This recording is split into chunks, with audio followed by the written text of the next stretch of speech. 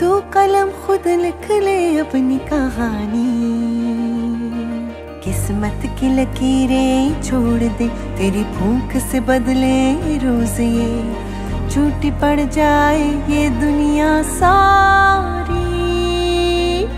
तू नहीं कमजोर, आ लगा ले जोर, कर बुलंद परचम में से हमारा,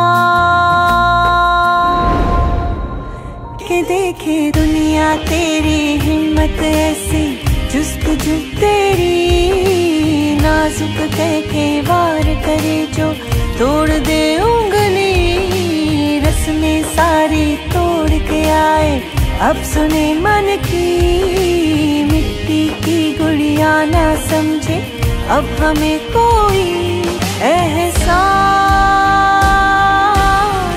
ये तेरे कदम पहचान तू सिर्फ आहन।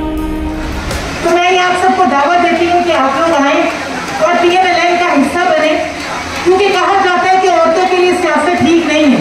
हम सब सुनते हैं, अपनी बहनों और बेटियों को इससे रोकते हैं कि सियासत शायद अच्छी चीज नहीं है, लेकिन वो उस एक पार्टी की वजह से है जिसने नाच गाने की सियासत की।